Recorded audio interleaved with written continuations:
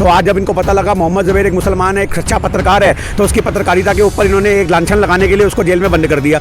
मुसलमानों के खिलाफ तो कोई आम आदमी भी जाकर के अगर पर्चा दाखिल करता है तो पुलिस मिनट नहीं लगाती उठाने में। जिसे गिरफ्तार करना था वो आज भी बाहर हैं, फरार हैं, गायब हैं। कहाँ हैं ये बीजेपी जानती है, नुपुर शर्मा खुद जानती है। और ये नाइंसाफ़ी है और ये नुपुर शर्मा के मुद्दे से उसको दबाना चाह रहे थे। बहुत समय से नुपुर शर्मा का मुद्दा उन्होंने उठाया। आप मेरी बात समझो और अपनी जेबों के अंदर पैसों को छाती के पास लगा करके रखो, अपनी बनियान के अंदर जेबें बनवा लो, वहाँ रखो। वो तो भगवान के नाम से, माँ काली के नाम से, माँ अम्बा के नाम से, माँ जगदम्बा के नाम से अपनी दुकानें खोलता है। आप किसकी दुकानों के शटर डाउन करोगे? कभी हमारी दबाओगे, कभी पत्रकार की दबाओगे, कभी आम आदमी की दबाओगे। इस देश में धर्म के आधार पर देश चलाओगे तो मोदी जी 4 दिन भी आपकी कुर्सी और नहीं टिकेगी, याद रखना। अभी ज़ुबैर को गिरफ्तार किया है पुलिस ने, क्या कहना है आपका? देखिए, आज हमारे देश में धर्म के आधार पे राजनीति हो रही है। धर्म के आधार पे पत्रकार हो, आम इंसान हो, वो टारगेट हो रहे हैं। आज जो आपने ज़ुबैर की बात करी, क्योंकि वो सच्चाई की पोल खोलता था, वो सरकारों की पोल खोलता था, वो हकीकत को बयां करता था, वो फैक्ट चेक करता था, जिसके द्वारा अंधभक्तों को पता लगता था कि जो वो मीडिया में खबरें चला रहे हैं, जो सोशल मीडिया पर खबरें फैला रहे हैं, वो झूठी हैं। वो अंधभक्तों के नकाब पोशों को दूर करता था कि अपने भक्ति से बाहर आओ, सच्चाई से रूबरू कराता जनता को। तो शायद वो जनता को रास नहीं आई, सरकार को रास नहीं आई और उसको उठा के जेल में आपको पता बंद कर दिया गया। और आपको सबसे बड़ी बात पता होगी, नुपुर शर्मा के मुद्दे को उन्होंने कितना उठाया, आज विदेशों तक खबर फैलाई उन्होंने। अरब देशों ने जो एक स्टैंड लिया, मेरी बात समझ रहे हो ना, अरब देशों ने जो भारत के मुसलमानों का स्टैंड लिया, वो क्यों लिया? क्योंकि उस मुद्दे को ज़ुबैर ने बहुत चलाया। उस मुद्दे पर उन्होंने प्रकाश डाला कि देखो किस प्रकार से हमारे देश के धार्मिक भावनाओं को भड़काया जा रहा है। तो आज जब इनको पता लगा मोहम्मद ज़ुबैर एक मुसलमान है, एक सच्चा पत्रकार है, तो उसकी पत्रकारिता के ऊपर इन्होंने एक लांछन लगाने के लिए उसको जेल में बंद कर दिया। ये तानाशाही का व्यवहार, पत्रकारों की ज़बान को रोकोगे आप। मोदी जी कितनी तानाशाही दिखाओगे, किस किस की आवाज़ को दबाओगे? कभी हमारी दबाओगे, कभी पत्रकार की दबाओगे, कभी आम आदमी की दबाओगे। इस देश में धर्म के आधार पर देश चलाओगे तो मोदी जी 4 दिन भी आपकी कुर्सी और नहीं टिकेगी, याद रखना आप ये बात। पिक्चर जो आई थी वो काफ़ी पुरानी पिक्चर है, उसको लेके विवाद खड़ा हो रहा है कि उन्होंने जो पिक्चर की क्लिप दिखा, जो फोटो है वो स्क्रीनशॉट उन्होंने शेयर किया। तो क्या पिक्चर पे पहले होना चाहिए? देखिए, वो पिक्चर मैंने भी सुना है उस बारे में। 1983 में एक फिल्म आई थी वो। तो जो वो फिल्म आई थी उसमें एक होटल का सीन था, होटल का नाम था हनुमान होटल। तो उन्होंने उसी एक पिक्चर के बारे में अपनी एक स्टेटमेंट रखी थी, एक फैक्ट चेक किया था, क्योंकि कई लोग उसको हनीमून होटल के नाम से जान रहे थे। तो लोगों ने को क्लियर करने के लिए उन्होंने ये भी एक सच रखा कि हिंदू पक्ष के लोगों को भी रूबरू कराया कि भैया वो हनीमून होटल नहीं है, वो हनुमान होटल है। तो उसके ऊपर हो गया कि भैया वो धार्मिक भावनाएं भड़का रहे हैं। मतलब एक पत्रकार अगर सच्चाई की पोल खोलेगा, सच्चाई सामने रखेगा, तो वो धार्मिक भावनाओं को भड़काना कहलाएगा। आपको अगर कुछ करना ही था तो वो होटल बंद करते। क्यों रखा उसने हनुमान होटल नाम? ऐसे तो भगवानों के नाम पे दुनिया जहान के आपको दिखेंगे, मंदिर दिखेंगे, मस्जिद दिखेंगी जो भगवानों के नाम पे, उसके अलावा आपको दुकानें दिखेंगी। कोई ये बंदा दुकान खोलता है शिव जी के नाम से, भोले की दुकान से, कितने नामों से दुकान खोलता है। दुकान के ना 36 तरह के कुकर्म होते हैं। तो होटल के मालिक को पकड़ना चाहिए ना, जिसने हनुमान होटल रखा। आप ये तो खत्म कर ही नहीं सकते हिंदुस्तान से। जो भैया हिंदू आदमी है, जो अपनी धर्म में आस्था रखता है, वो तो भगवान के नाम से, माँ काली के नाम से, माँ अम्बा के नाम से, माँ जगदम्बा के नाम से अपनी दुकानें खोलता है। आप किसकी दुकानों के शटर डाउन करोगे? सिर्फ फर्क ये हुआ कि उस सच्चाई को दिखाने वाला एक मुसलमान था तो उसको भावनाओं से जोड़ दिया। ऐसे तो दिवाली की पूजा के वक्त हिंदू लोग, एक आस्था का प्रतीक होती है लक्ष्मी माता, उनकी पूजा करते हैं और उन्हीं के बच्चे बाद लक्ष्मी बम फोड़ते हैं। आप ये बात बताओ, आपको पता होगा, सबको पता है। इसको अगर मैं झूठ बोलूँ तो मेरे मुंह पे 4 जूतियां मार देना आप। लक्ष्मी बम आता है, लक्ष्मी बम बच्चे फोड़ते हैं, उस पर लक्ष्मी माता की मूर्ति भी बनी होती है, तस्वीर छपी होती है। तुम उस बम को फोड़ करके लक्ष्मी माता की चिचड़े उड़ाते हो, तुम्हें शर्म नहीं आती? तुम उस लक्ष्मी बम बनाने वाली कंपनी में आग लगा दो अगर तुम सच्चे देशभक्त हो तो। कि भैया तुम हमारे भगवानों की तस्वीर कैसे छाप रहे हो, वो भी एक बारूद के ऊपर? मतलब लक्ष्मी माता क्या बारूद का काम करती हैं? आप ये चीज समझने की बात है। हमारे देश में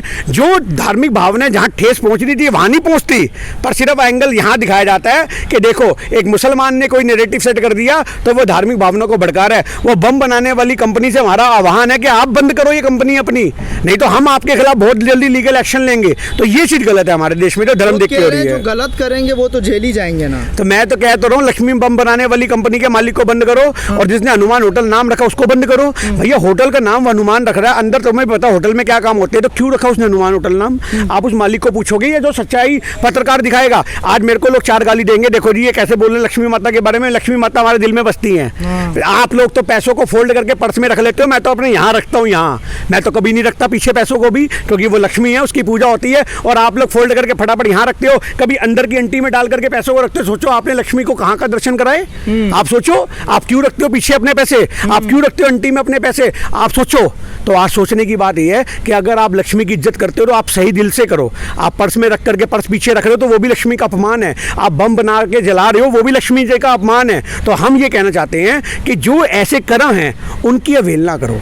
आप ये मत सोचो कि मुसलमान ने अगर किया तो हम उसके धर्म के आधार पर उसको टारगेट करेंगे। सच्चाई का साथ दो भाई, मैं आपके साथ खड़ा हूँ। लक्ष्मी बम बनाने वाले के खिलाफ लीगल नोटिस भेजो, आप मेरी बात समझो। और अपने जेबों के अंदर पैसों को छाती के पास लगा करके रखो, अपनी बनैन के अंदर जेबें बनवा लो, वहां रखो अगर रखने हैं। अंटी बना करके पैंट के अंदर कहाँ डाल के आप रखते हो आपको पता होगा, पीछे पर्स में कहाँ रखते हो आपको पता होगा। सबसे बड़ा अपमान है, उसी में दिवाली की पूजा हो रही है और उसी पैसों से आप मीट मुर्गे भी खरीद के खा रहे हो। क्यों भाई? तो ये चीज़ समझने की बात है कि जिस चीज़ से भावनाएं आहत होती हैं, अगर वो सच बोल दो तो मसाले लग जाते हैं।